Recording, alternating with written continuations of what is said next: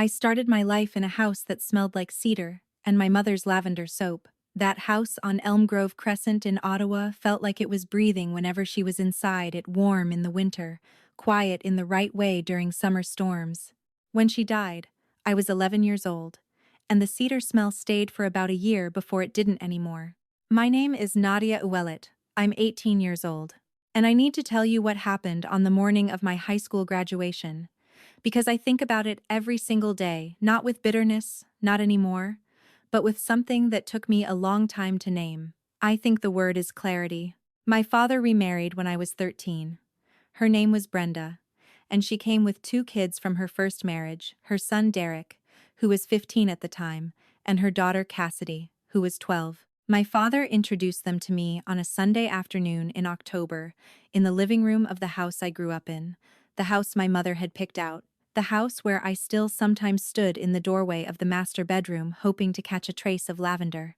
He sat me down on the couch and said, "Nadia, I need you to be mature about this." That was the first time I understood that being asked to be mature meant being asked to make room for someone else's comfort at the expense of your own. I tried. I genuinely tried. Derek wasn't cruel in the way people are cruel in movies. He wasn't mean to my face. He just acted like I was a piece of furniture that had been there before the renovation, acknowledged only when it was in the way. Cassidy was warmer, in the beginning. She used to ask me about my mother sometimes, quietly, when no one else was around. But children adapt to their environment, and the environment in that house shifted gradually. The way a river changes course so slowly, you don't notice until you're somewhere completely different from where you started. Brenda was polite to me in the way that costs nothing. She said please and thank you. She remembered my food allergies when she cooked dinner. At first, but she also had this way of talking about me in the third person when I was in the room.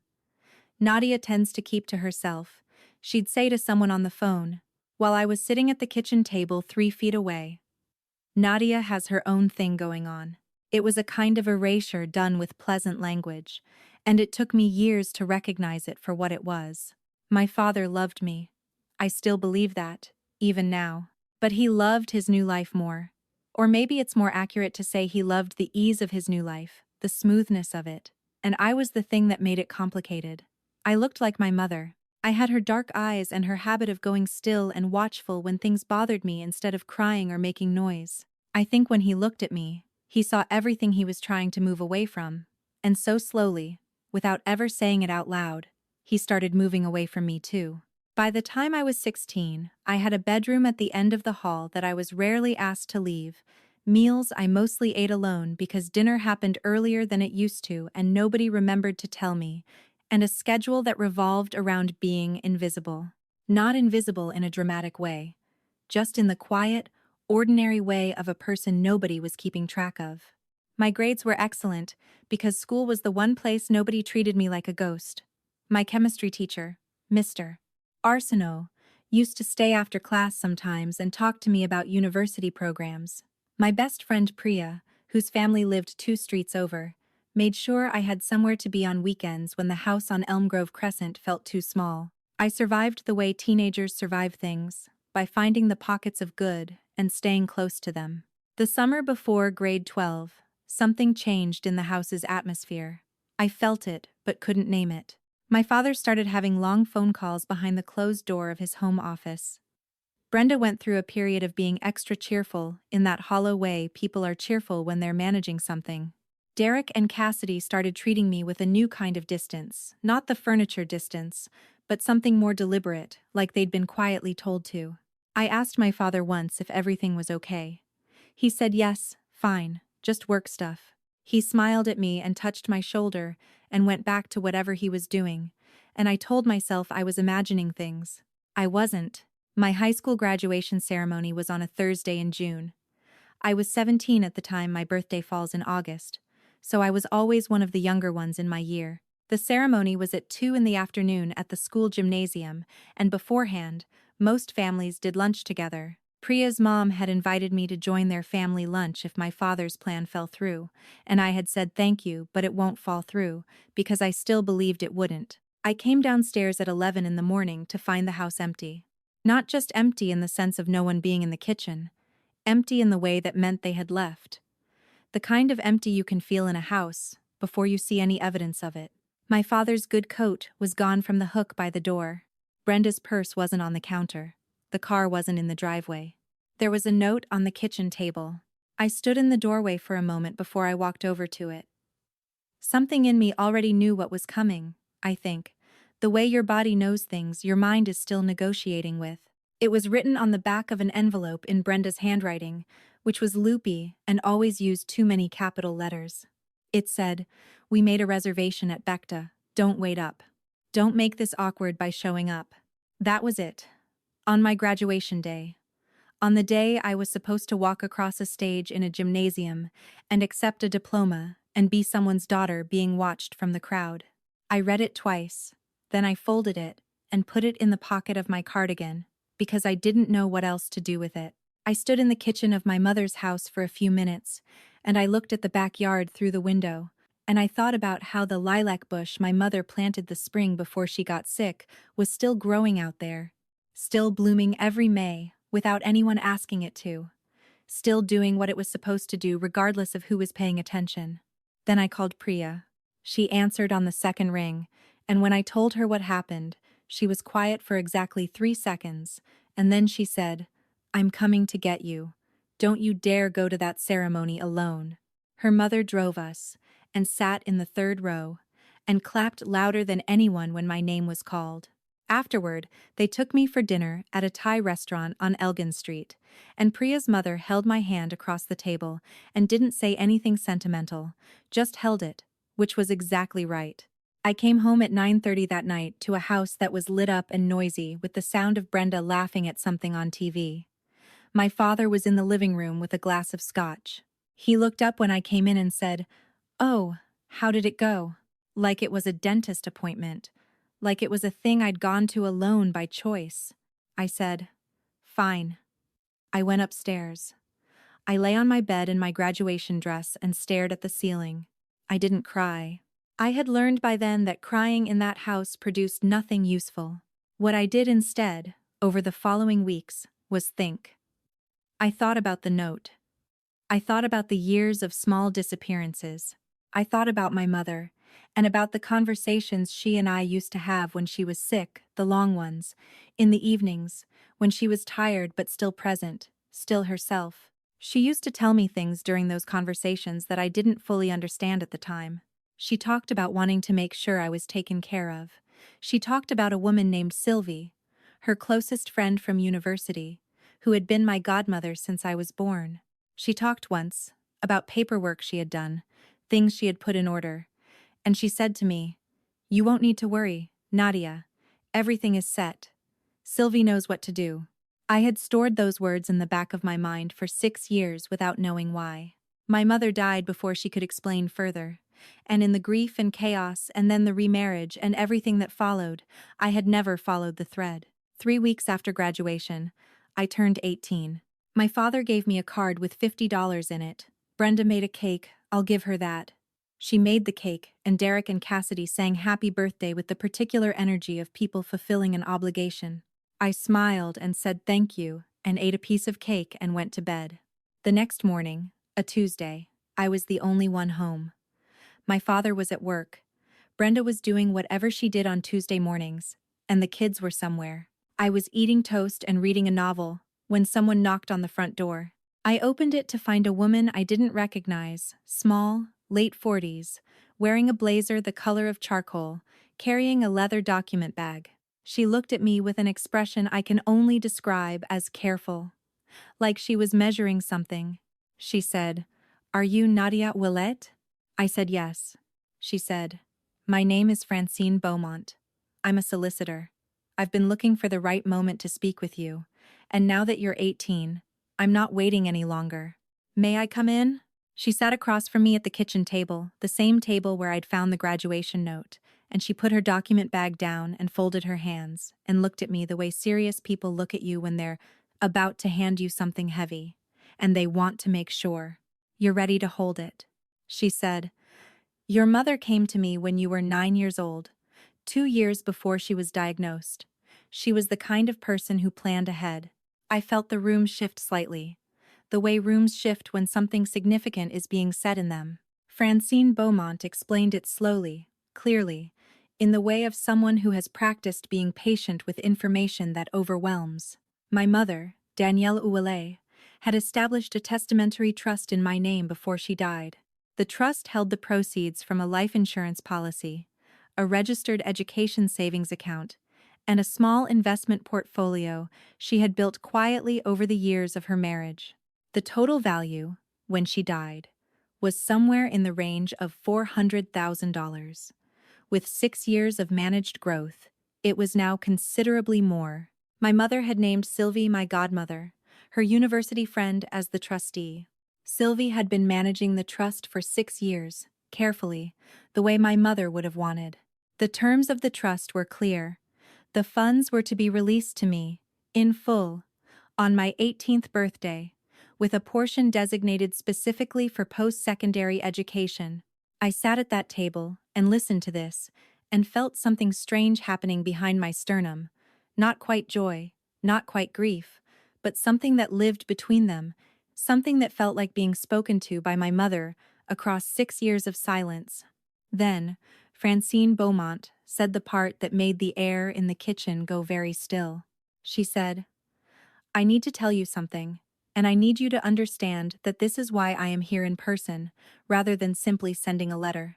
We have reason to believe that your father was aware of the existence of this trust. Not the full details. The trust was structured to be disclosed only to you upon your majority, but he knew your mother had assets set aside.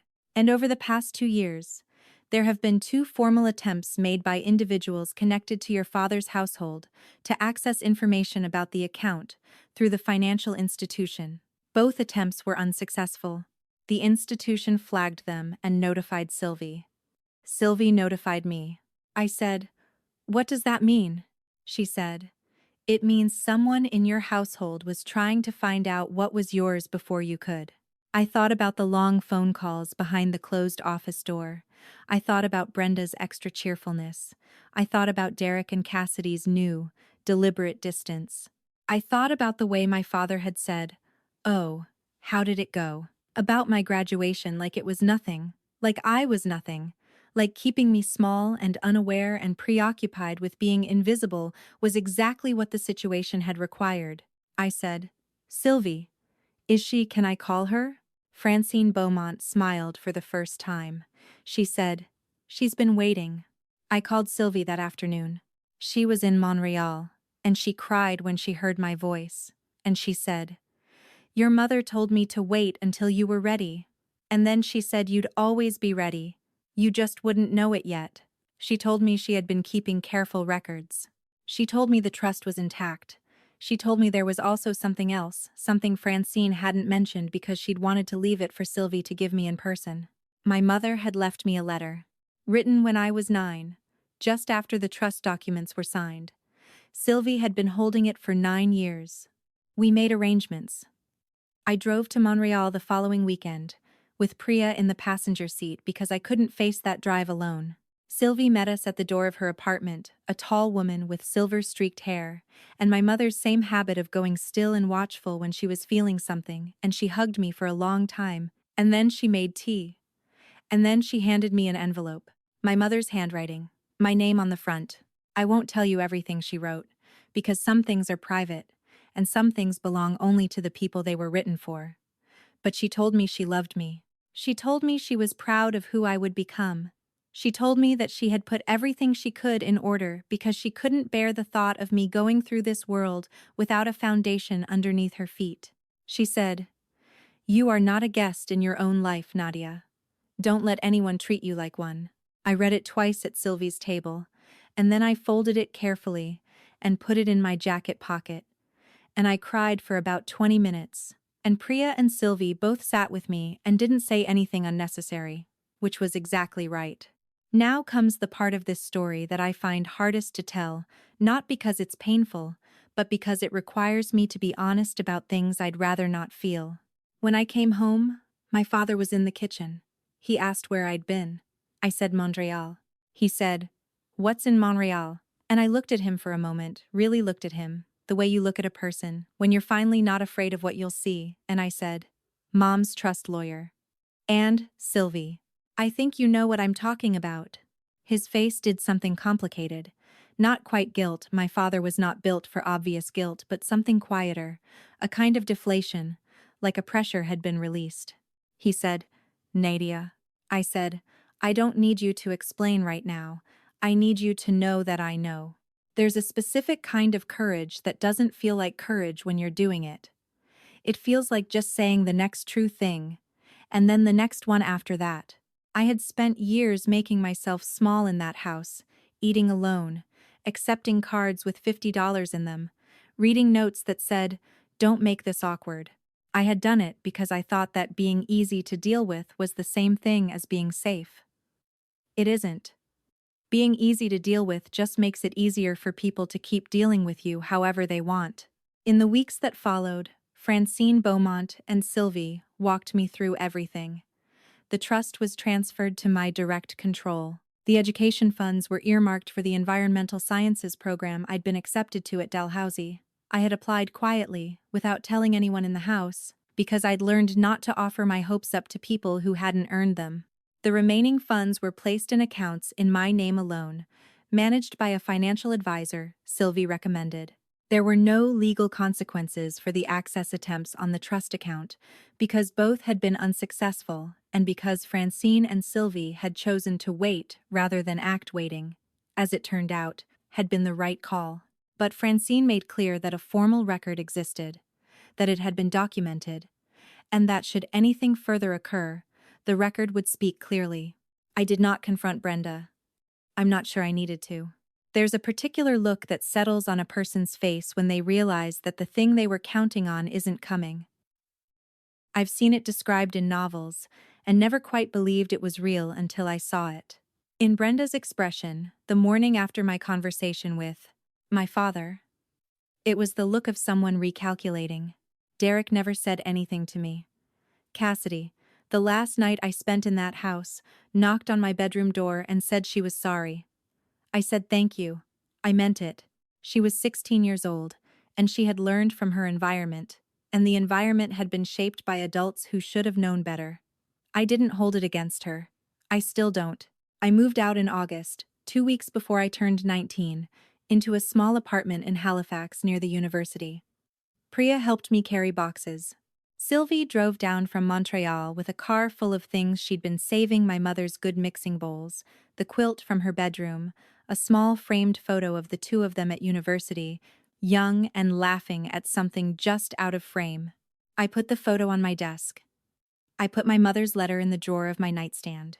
I stood in my apartment, a place that was mine, chosen by me, paid for by a woman who had loved me from before. I could understand what that meant, and I felt something I hadn't felt in a long time. I felt like I was supposed to be there. My father and I still speak. Not often, and not easily, but we speak. I think he's a person who made a series of choices that added up to something he didn't fully intend, or maybe he did intend it, and looking at the whole of it is too uncomfortable, so he doesn't. Either way, that's his work to do, not mine. I can be honest about being hurt without making his accountability the condition of my own healing. Brenda and I do not speak. That's fine. I started university in September. The environmental sciences program is hard and interesting and full of people who care about things, which is the best kind of place to be. I have a study group that meets on Wednesday evenings. I've started cooking more than I used to, real meals, at a real table, with people I choose to sit with. It turns out that eating dinner with people who are glad you're there tastes completely different from eating alone in a house where your presence is an inconvenience. I think about my mother often. I think about what she knew about the world, that it doesn't always protect you, that people who are supposed to be safe sometimes aren't, and that the best thing she could do was make sure I had the resources to protect myself when she no longer could. She did that from a hospital bed, in the middle of her own fear and pain, because that's the kind of person she was. She couldn't be there on my graduation day, but she made sure that when I opened a door, there was a floor underneath it. There are things I've learned through all of this that I carry with me now, not as wounds but as knowledge. I've learned that silence is not the same as peace. For years, I stayed quiet and made myself small because I mistook not causing conflict for being safe. Real safety doesn't ask you to disappear to earn it. Any environment that requires you to be invisible in order to be tolerated is not an environment, it's a container. I've learned that planning ahead is an act of love. My mother couldn't protect me in person, but she could protect me through intention and foresight. She made sure a lawyer had her instructions. She made sure Sylvie had my letter. She made sure that when I turned 18, I had something waiting for me that no one could take. If you love someone, and you have the ability to plan, put things in writing, make them official. The people who love us deserve the protection of our forethought. I've learned that asking for help is not weakness, it's the honest acknowledgement that none of us were designed to manage everything alone. Priya drove to Montreal with me on a Saturday because I asked her to. Sylvie kept a letter for 9 years because my mother asked her to. Francine Beaumont came to my door because the situation required someone to take the first step. None of that would have happened if people hadn't asked, and offered, and shown up. Build your network before you need it. Maintain it when things are fine. Show up for people when they're okay, so that showing up when things aren't okay is just more of the same. I've learned that the people who tell you to be mature when you're a child are often asking you to absorb a cost that should be theirs to carry. Maturity has nothing to do with shrinking yourself to accommodate someone else's discomfort. Real maturity, the kind worth having, is the ability to feel the full weight of something difficult and still make a considered choice about what to do next. It is not the performance of being fine. It is not the swallowing of things that should be said. It is presence and honesty, and, when necessary, the willingness to be the one who names what's actually happening. And I've learned this one took the longest, that justice doesn't always look like confrontation. Sometimes it looks like a woman in a charcoal blazer at your front door with a document bag.